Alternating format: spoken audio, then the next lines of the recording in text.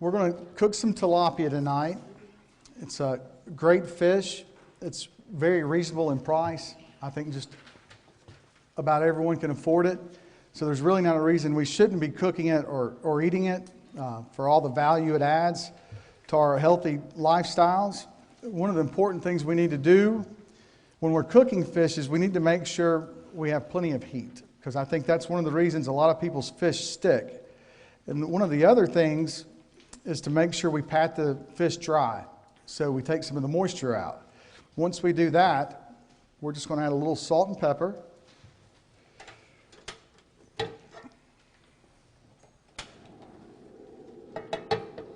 That's some heat. Not too much salt, because with the tilapia tonight, what we're going to serve it, garnish it with, is a Sicilian raisin and olive relish that has fresh oregano, fresh basil, fresh Italian flat leaf parsley, garlic, a little lemon juice. Adds quite a bit of flavor to the fish. The tilapia is a very mild fish. It's not very strong. It tastes like fish, but believe me, fish should taste like fish. If it doesn't taste like fish, there's probably something wrong. So try to buy all your fish at a reputable fishmonger, such as George Sarris, Whole Foods, Sexton's. But George Sarris, a good friend of mine that I've been to Greece and Sicily with, where I learned a lot about these fish, he always has them in stock. You can go straight to the market. He'll help you choose what you need for the evening, and you'll be on your way. But I think the biggest problem people have with fish, or one of the reasons they are scared to cook it, is because it sticks. Make sure you have a good Teflon pan. We make sure the pan's hot. We make sure that the pan has whatever cooking medium we're going to use. Right now we're going to use a little extra virgin olive oil. And you can always add a little bit of oil to the fish too.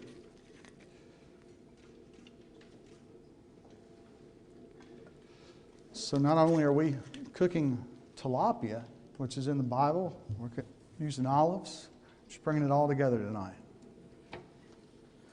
So now once our pan's hot, we don't want this oil to burn. We're just making sure our fish won't stick.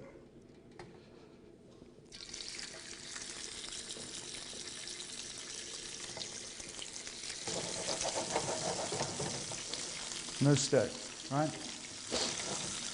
One of the keys to working with the Teflon pans is to make sure you take care of the pan. When you're finished using it, it's almost as simple as using a cast iron pan. Just wipe it out. Really not a need to scrub it. It's non-stick. It has a non-porous surface, so it won't stick. When you sear your fish, you want to make sure we go presentation side down, or we do as professionals anyway. So we can get a nice golden color there. And then when it's about halfway finished cooking, we'll flip it over.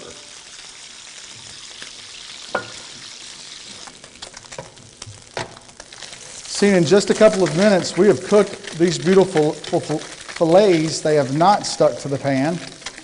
We have not overcooked them. That is one of the worst things we can do, is overcook the fish. So right before it's finished, we want to pull it.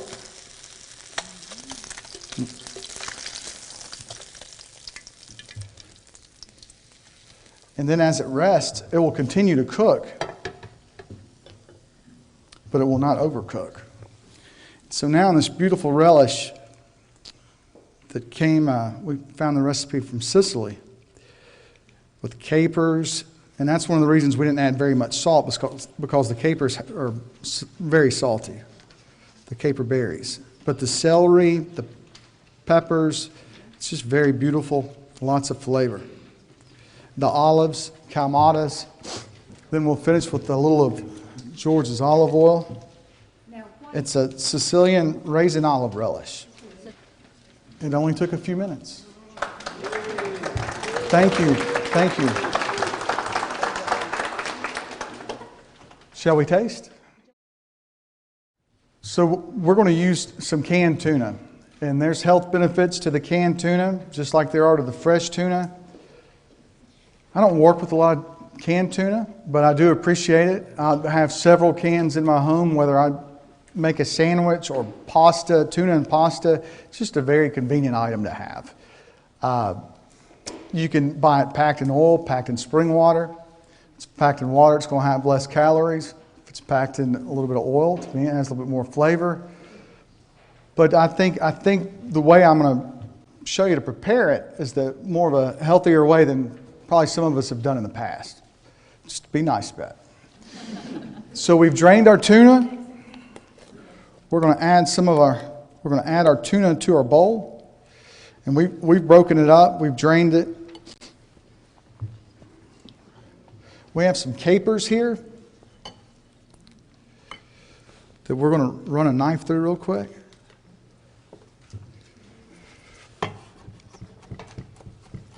And you're just looking for a rough chop. We just want to split most of them in half, if not quarter a few, just so we don't shock the Hellman's people, right?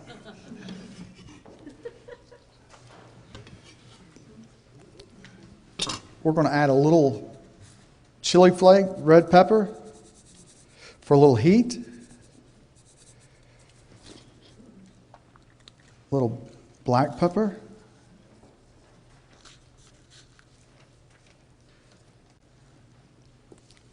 Fresh chopped parsley.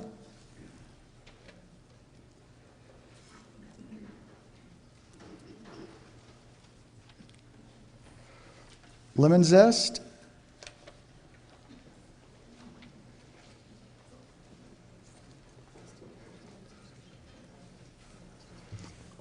And a little fresh squeezed lemon. If you squeeze it over your hand and let the juice go between your fingers, you'll catch the seeds. It's the little things in life, right?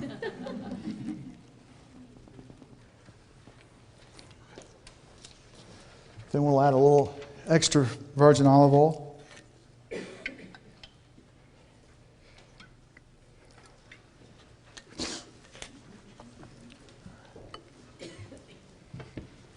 Then we'll fold this in. So we have really great natural flavors. One thing we didn't do is we did not put a cup of mayonnaise in here, right? And I promise you it still tastes good. I think you'll even enjoy it more. But I think between the mayonnaise and the mayonnaise and the mayonnaise, that's where we've been steered wrong with the canned tuna. Now, don't get me wrong. Every once in a while, add a little mayonnaise to it, live a little. But if you want to be healthy for a while, go with a little olive oil. And then if you want to serve it, what we did is we toasted a baguette. We sprayed it with olive oil, sliced it on the bias, and then you can put a little of your tuna salad on that. And so then you have nice little snacks.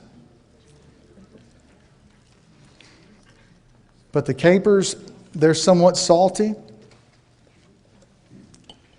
The fresh herbs, the lemon zest or your aromatics, the chili pepper, a little heat, the lemon zest and the juice, a little acidity, and the olive oil will bring it all together. And a pinch of salt, right? Everybody's happy.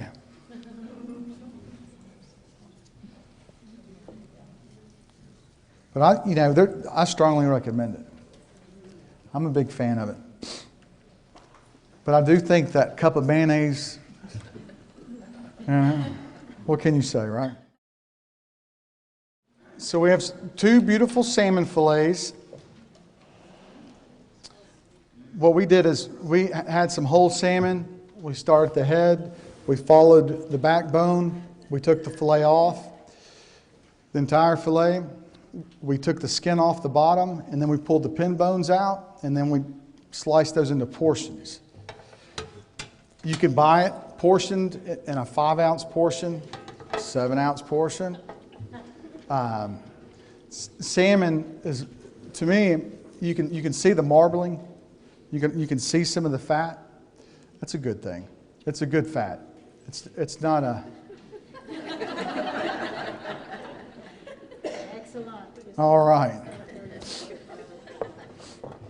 But it, just like we did with the tilapia, we're going to let this pan get warm. We're going to add a little olive oil. We're not going to burn it.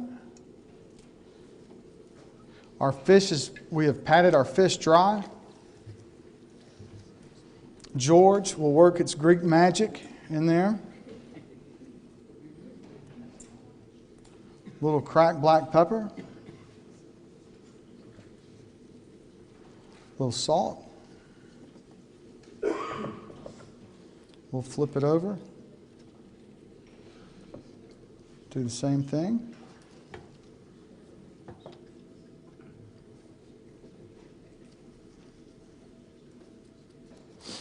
Once this oil starts to shimmer,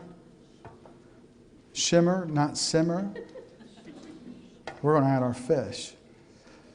I'm telling you that one of the biggest things is the pan's not hot and the oil's not hot. And that's where it starts to stick. Either that or a pan from 1978. Either way, you're not getting there, okay? Do you rinse the salmon first? No, ma'am. No, ma'am. Should I? Oh, okay. No, ma'am, I don't. Did you say medium-high heat? Where you try to get them to get? Yes, we're looking for medium-high heat because we're looking for a good sear. In the higher heat, the fish will take that because we're not trying to cook the fish all the way through. And one of the other keys is once you add the fish, move the oil around but give it the Chef Azina shake.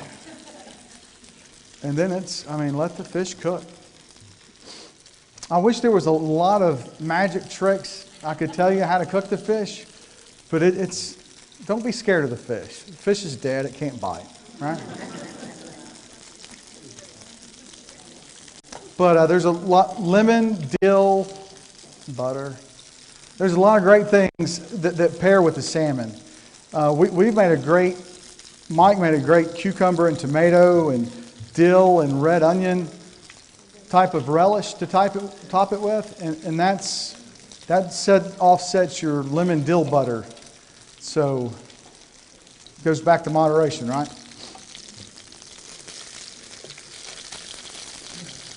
These thicker pieces, someone asked earlier, could you broil them or cook them in the oven?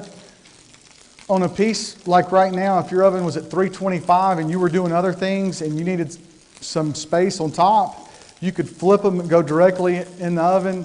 A couple of minutes at 375, 400, pull them out, they'll be ready to go. But you can actually see, I don't know if everyone can, I'll show you in a second, you can actually see the fish cooking. If I hold it like that, can you see how it's starting to color on the bottom? Well, it's just cooking. It's happy, no worries, nothing to be scared about. And then when you see it go up about halfway, we're going to flip it.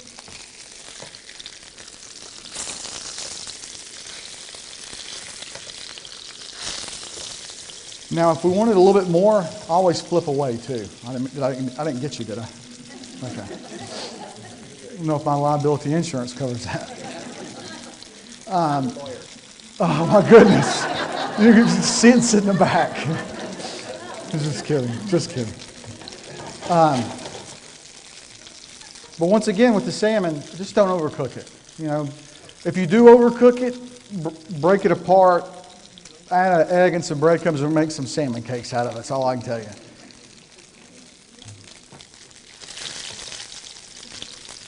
If you wanted a little bit more color on your fish when you were searing it, Debbie's still there, but you could put a piece of butter in there, just a little bit. A little dab would do you, right? I got a million of them. And so we're just moving those around. Turn that down a little bit.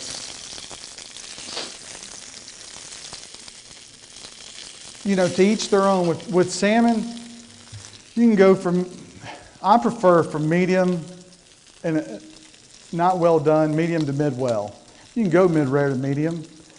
You can go almost rare, depending on the higher grade of tuna. A wild Columbia River salmon, there's several different species of great salmon. And with those come a great price. But with Atlantic salmon, they are farmed caught easier,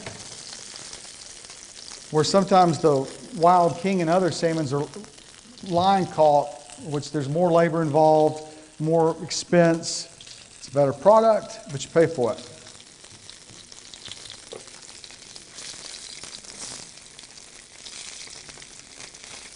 And it does smell like fish, you know? But it's not an overpowering. It's not fishy. There is a difference. Omega, Debbie? Omega-3s. Great source of omega-3s. And if for some reason your pan becomes too hot, like this one, just move them to the side. They're okay.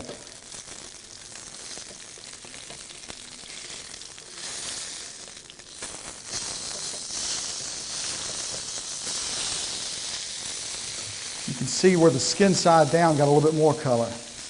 We'll plate these in just a second and I'll tell you about the... Is there a fire alarm in here?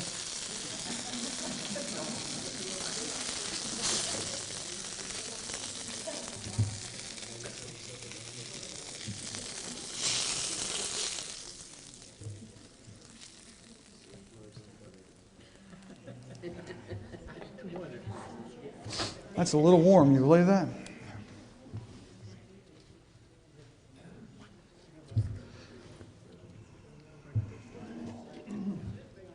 So the tomato, cucumber, onion, relish.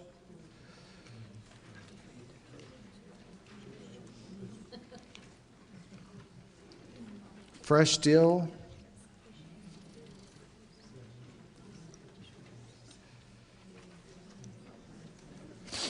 See, that fish is so thick. We had that, it was cooking at such a high temperature.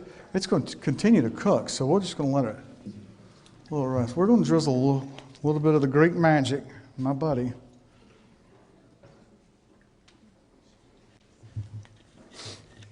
It's like we're making a painting, right?